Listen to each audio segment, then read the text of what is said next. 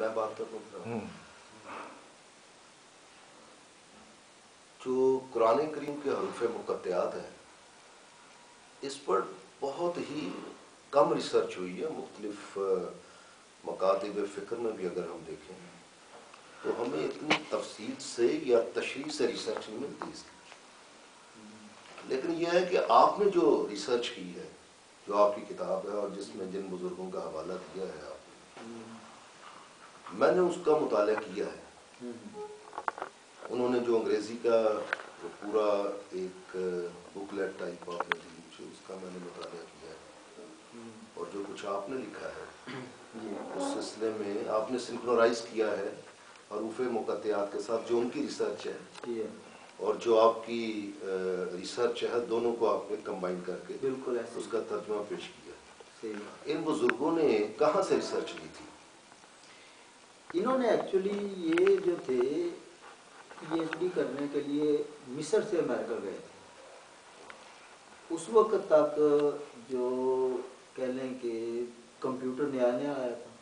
انہوں نے جب دیکھا کہ یہ ایک ایسی چیز ہے جو کہ پرمپٹلی جو ہے کیلکولیشنز کرتی ہے. ان کا نام کیا تھا؟ ان کا پورا نام کیا ان تھا؟ کا پورا نام تھا ڈاکٹر راشد خلیفہ. انہوں نے دیکھا کہ یہ ایک ایسا آلہ ہے جو کہ بہت ہی تیزی کے ساتھ جو ہے کیلکولیشنز کرتا ہے.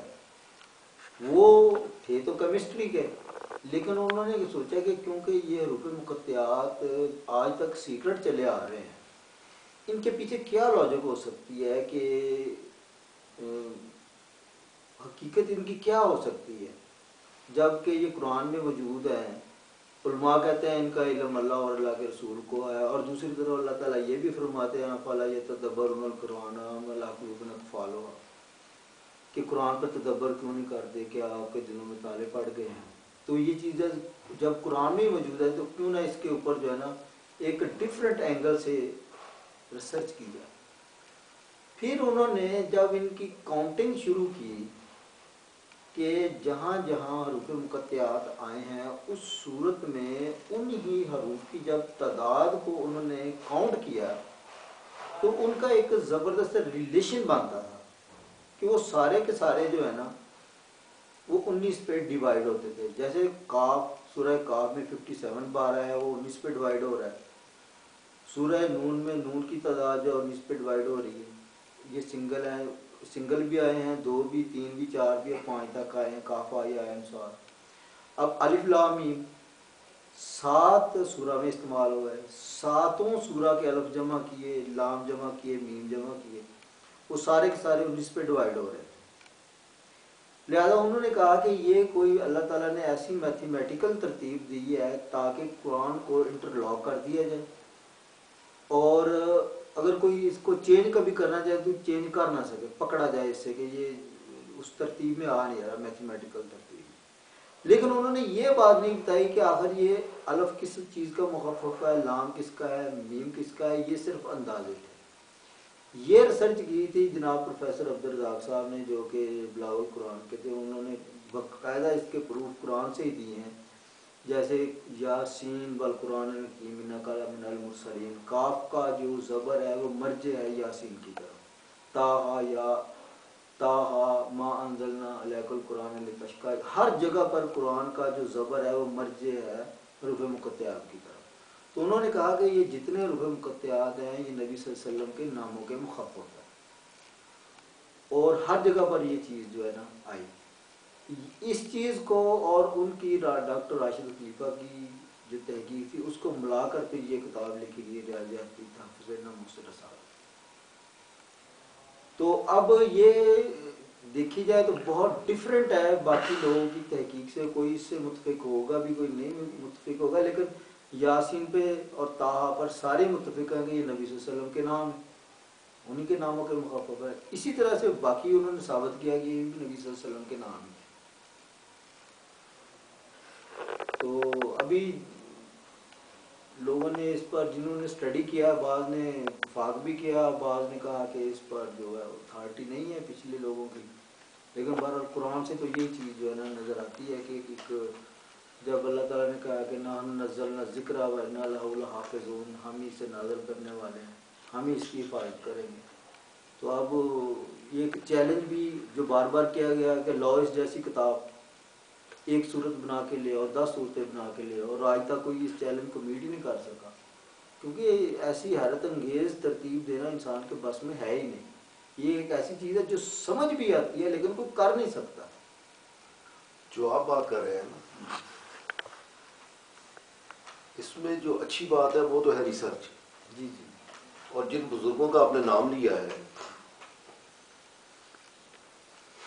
ڈاکٹر خلیفہ صاحب ہے اور عبدالرزاق صاحب، ان کی جو ریسرچ ہے زیادہ وہ اسی انگلش بک لیٹ پہ ہے جو آپ نے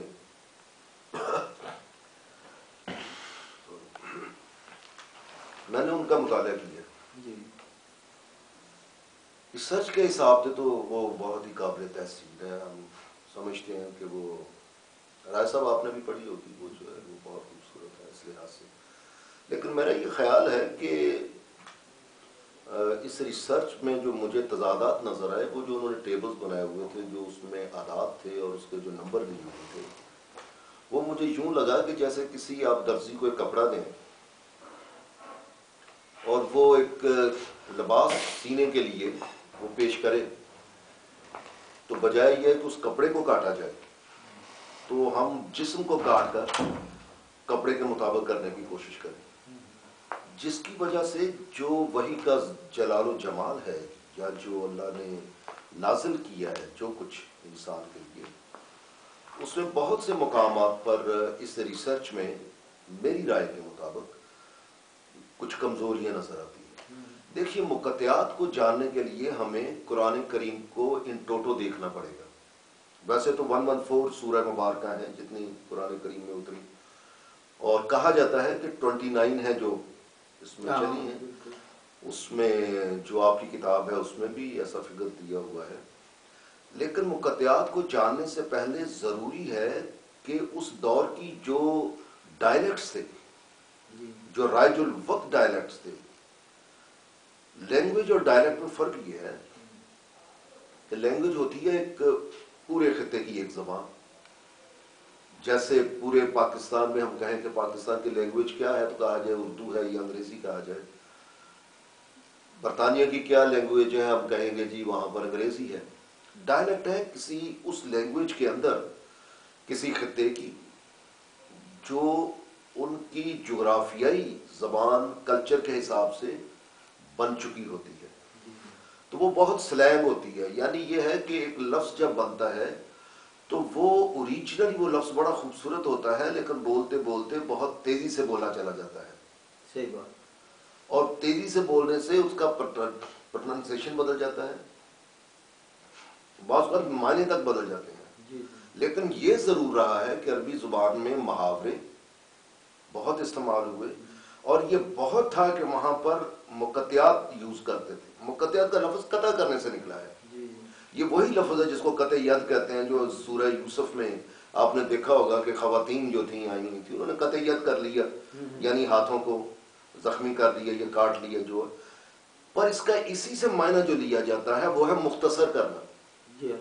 کسی کی زبان بند کرنے کو بھی ہم یہ کہتے ہیں قطع کر لی زبان. ہم کہتے ہیں کہ کسی نے دستخط غلط جگہ پر کر دیے تو ہم کہتے ہیں کہ آپ نے ہاتھ کاٹ کر دے دیے، یعنی آپ نے تو ایک بات کو غلط بغیر جانے ہوئے وہاں تک چلے گئے. تو سیاق و سباق کے لحاظ سے وہ آگے لفظ اس کا چلتا رہتا ہے. لیکن جب قطع مقطعات کے زمرے میں آتا ہے تو یہ آتا ہے الفاظ کو مختصر کرنا یا لفظ کو مختصر کرنا. یوں سمجھیے کہ کسی لفظ کا ایک حرف لے لیا یا 2 حرف لے لیے تاکہ تیزی سے بولنے کے لیے، تیزی سے لکھنے کے لیے آپ کے پاس زیادہ وقت نہیں ہوتا ہے اور آپ اس کو کہہ دیتے ہیں. پاکستان میں آپ نے دیکھا ہوگا کہ بہت سے بزرگ ایسے ہیں جنہوں نے اپنا کلام لکھا تو چے چل باد خزاں تھا. اب چل سے انہوں نے صرف چے لے لیا، اردو کا جو تھا چل کو چھوڑ دیا. انگریزی میں دیکھ لیجئے PIM کہتے ہیں یا ہم وابڈا کہتے ہیں. اور لیکن ان سب کے ایبریویشن کرنے کے طریقے مختلف ہیں. مقطعات کو انگریزی میں ایبریویشنز کہتے ہیں، اس کے طریقے مختلف ہیں. اگر ہم پاکستان انٹرنیشنل ایئر لائن لیں PIA تو سیٹو اور سینٹو اس فارمولے پر نہیں بنے ہوئے. اب سینٹو جو تھا وہ سینٹرل ٹریٹی آرگنائزیشن، اس میں صرف ٹی اور او کے الفاظ لیے گئے تھے، مگر سینٹو کے CEN 3 حروف لے لیے گئے تھے اس میں سے۔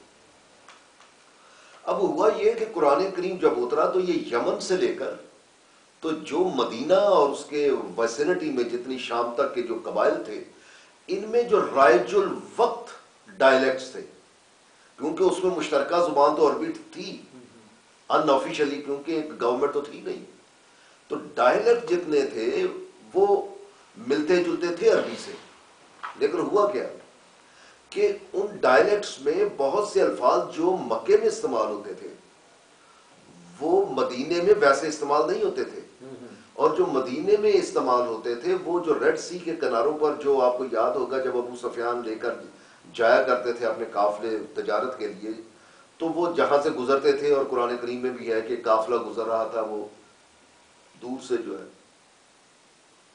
ریڈ سی کے کناروں پر جو قبائل تھے، کیونکہ وہاں سے اکراس میں مصر بھی تھا اور جو شام کی طرف تھے وہ، اور یہاں پر جو عراق کی طرف تھے سینٹرل عرب میں آئے وہ، ان پر اثر ہوتا تھا قریب کے شہروں کا۔ تو جب مقطعات تھے ان لوگوں کے، وہ اپنی طرز کے بنے ہوئے تھے۔ مثال کے طور پر ایک ان کا فارمولا یہ تھا کہ وہ اگر 3 الفاظ کا مجموعہ ہے تو وہ کیا کرتے تھے کہ تینوں الفاظ کے ایسا نہیں کرتے تھے کہ پہلے کا پہلا حرف، دوسرے کا پہلا حرف، تیسرے کا پہلا حرف، ایسے نہیں کرتے تھے۔ تحقیق یہ کہتی ہے کہ ایک فارمولا ان کا یہ تھا مقطعات بنانے کا، پہلے حرف کا پہلا لے لیا، دوسرے حرف کا دوسرا لے لیا، تیسرے حرف کا تیسرا لے لیا، اور اگر مقطعات 4 حروف کے ہیں تو پھر یہ چوتھے حرف کا جا کر پہلا حرف لے لیا، کچھ یوں کرتے تھے وہ۔ بعض جگہ کے اوپر یہ فارمولا بدل جاتا تھا، انہوں نے اپنی طرز کا فارمولا بنایا ہوا تھا، پہلے حرف کا پہلا حرف، دوسرے کا دوسرا، تیسرے کا بھی پہلا حرف لے لیا، وہ اپنی طرز کا تھا۔ بعض جگہ کے اوپر انہوں نے اپنے فارمولے بنائے ہوئے تھے، جیسے میں نے سینٹو کی مثال دی ہے کہ سینٹر ٹریٹی آرگنائزیشن جب ہم کہتے تھے تو انہوں نے 2 لفظ پہلے لے لیے، 2 حرف پہلے لے لیے، 3 حرف پہلے لے لیے، اگر بہت بڑا لفظ ہے کوئی تو۔ اب یہ تو طریقہ کار تھا ان کا جو مختلف قبائل کا تھا، اور وہ رائج العام تھا۔ رائج العام ہونے کی وجہ سے قرآن کریم کا جو اپنا انداز آیا، جس ردم میں یہ آیا، یا جس سینٹیکس میں آیا، جس ڈکشن میں آیا۔ سسٹم اور ڈکشن میں فرق یہ ہے، سینٹیکس کہتے ہیں گرامر کو، کہ کسی زبان کی ڈائلیکٹ کی جو گرامر چل رہی ہوتی ہے اس کو ہم سینٹیکس کہتے ہیں۔ ڈکشن کہتے ہیں اس کے اسٹائل کو، کہ جب آپ کسی سینٹنس کو پیش کر رہے ہیں تو آپ کا اسٹائل کیا ہے۔ وہی بات اگر آپ ایک حسین الفاظ میں پیش کر دیتے ہیں، جیسے انگریزی میں بڑا مشہور رائٹر تھا، اس کا نام تھا رسکن، تو رسکن جو تھا وہ ڈکشن پر بڑا شروع میں وہ توجہ دیتا تھا۔ تو جب اس نے یہ کہنا نا کہ آپ کا گھر جل رہا ہے، تو شروع میں جب اس کی انگریزی کی اس نے لکھا کہ your abode is under inflammation. لوگوں نے کہا کہ یہ کیا آپ نے، یہ تو بڑی لمبی چوڑی ایسی کر دی ہے، تو آپ جو ہے کوئی سادہ نہیں کر سکتے آپ۔ اس نے کہا اچھا یور ہاؤس از برننگ، اس کو ڈکشن کہتے ہیں۔ ایک وہ سٹائل ہے، ایک یہ سٹائل ہے، اس کو کہتے ہیں ڈکشن۔ تو وہ جو ڈکشن ان کا تھا، قرآن کریم نے مجموعی طور پر جو ڈکشن دیا ہے وہ ان کا جانا پہچانا تو تھا، لیکن تھا یونیک۔